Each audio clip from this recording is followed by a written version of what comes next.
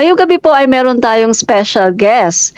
And to introduce him po, our guest tonight is a linguist, polyglot, IT professional, history buff, and constitutional reform advocate. At siya po ay nakabase sa Singapore. At konting trivia lang mga kababayan, no? Siya ay nanalo sa Battle of the Brains. Yan. Ang Battle of the Brains po ay isang Philippine quiz show na na-aired sa RPN 9. 11 years na po ito. So kung titignan po natin mga kaibigan, siya po talaga ay very smart at very bright po. So who was a Scottish monk, philosopher, theologian? Orion. John Duns Scotus. Once again.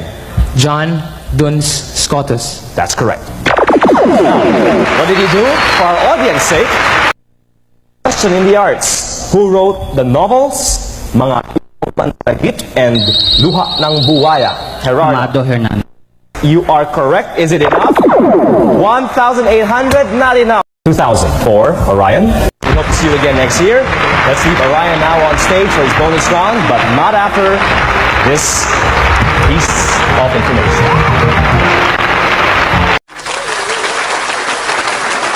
At siya rin po mga kaibigan ay co-founder ng Constitutional Reform and Rectification for Economic Competitiveness and Transformation of Correct Movement. Introduce na po natin mga kaibigan, without further ado, Orion Perez Dumdum. Mga kaibigan, ang atin pong guest ngayong gabi. Sir, unang-una po, ano po ba itong correct movement? Sa inyo po Okay. ang floor. Okay, maraming salamat Admin Rich at magandang araw po sa inyong lahat ng mga tagapakinig ni Admin Rich.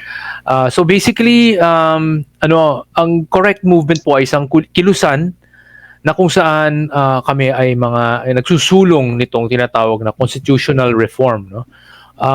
Dati kasi tinatawag siyang charter change, tapos sinisiraan ng mga kontra sa charter change. Kinasabi nila cha-cha raw, cha-cha, binibigyan ng masamang konotasyon, kumbaga parang pinapamukhang masama siya, no? Ginagawa nilang term extension daw, mga ganyan.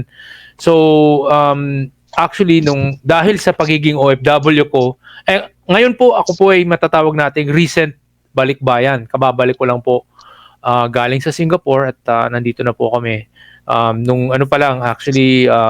January 14 pa lang kami nakabalik. No? So medyo bagong balik lang sa Pilipinas. Hindi na po ako OFW, pero of course, ganyang katagal po ang pagiging OFW ko since late 2000, no? And dahil sa pagiging OFW ko, nakita ko yung pinagkaiba ng mga ibang bansa, lalo na yung Singapore, sa kung anong ginagawa ng Pilipinas. Kasi, syempre, naintriga ako bakit ang Singapore napaka-unlad, no?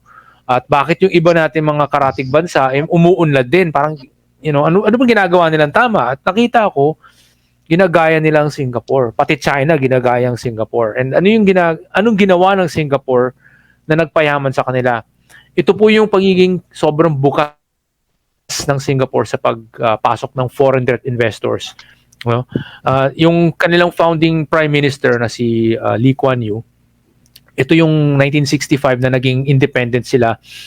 Talagang natatakot siya sa ano yung posibleng mangyari noong mag-aalisan na yung mga British bases. Kasi itong Singapore, parang Subic at Clark yun no? Yung parang marami silang military bases ng mga British.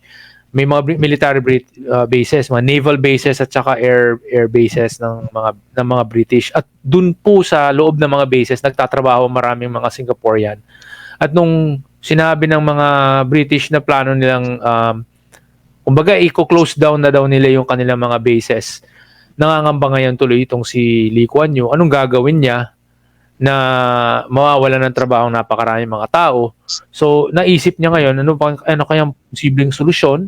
Doon siya napaisip na papasukin kaya natin maraming mga investor, mga foreign investors, no? So yun ang ginawa niya. At dahil sa ginawa niyang pagpapapasok ng napakaraming mga investors, ay unti-unting nawala yung yung unemployment, yung poverty, tapos nung biglang nag-alisa na nga talaga ang